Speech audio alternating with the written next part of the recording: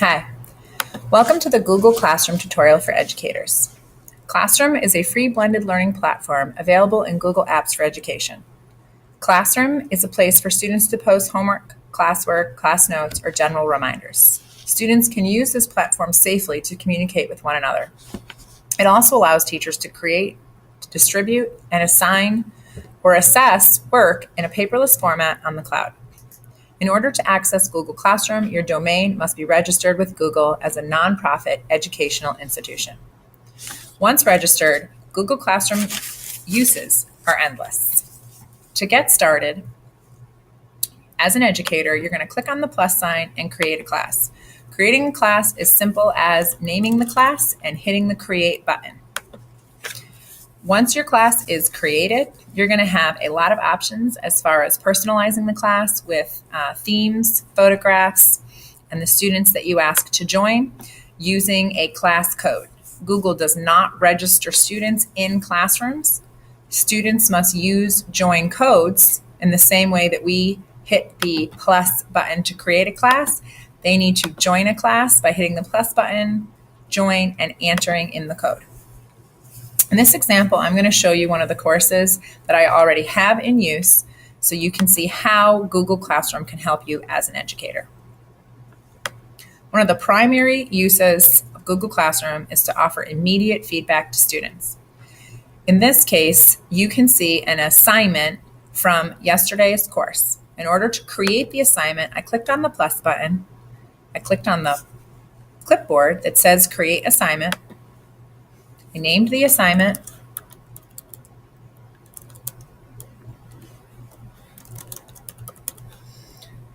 I offered instructions. I assigned a due date. And I even attached a Google document for students to write on.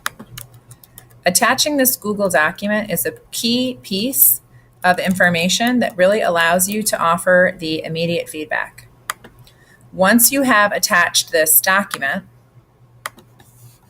you can make a copy for each student. This is very similar to putting the document on top of a photocopier and passing out a copy to each student. Just as a side note, if you have more than one class with the same lesson plans, you can add the same exact announcement to multiple classes so you're not just repeating yourself. And then you can either save it as a draft or you can choose to assign the assignment at that exact moment in time.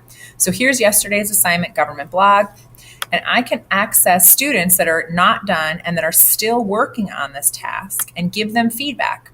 So during a class period in rough draft format, you know what is going on at a student's desk if they're creating work, or maybe potentially they're off task, if they need some motivation to get going. So you see a student here has a good paragraph going. Maybe you want to add a comment. So just like any other Google document, you can select some text, hit a comment, and add in information to let them know how you feel they're progressing towards the standards that you have established. And then you can add your comment.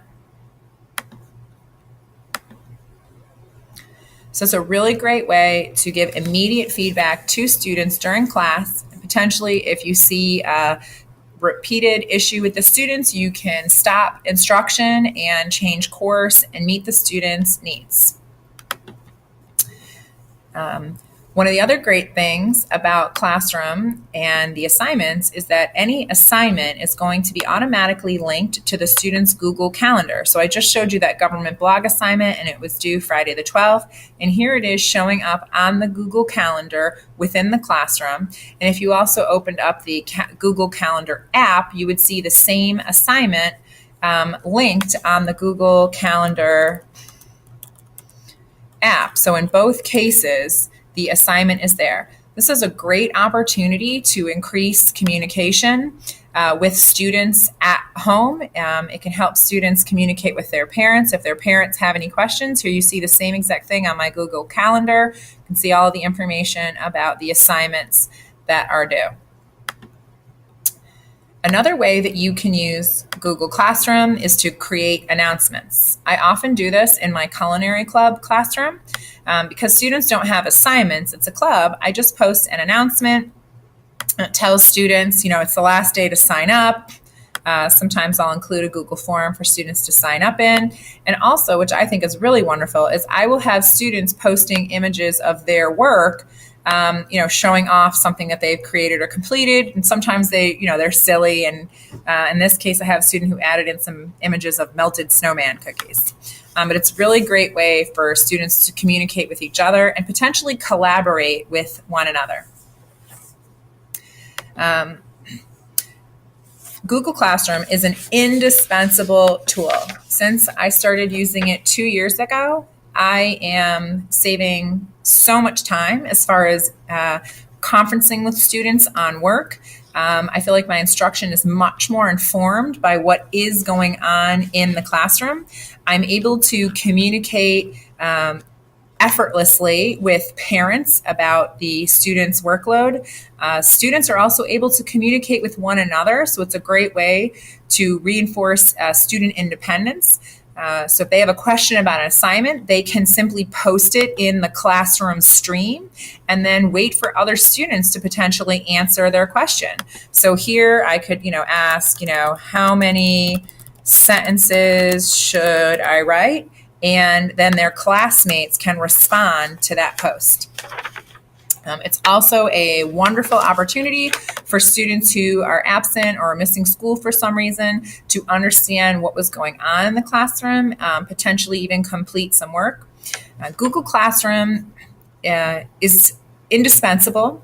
It really is a great aid to my students, the parent community, and as well as myself.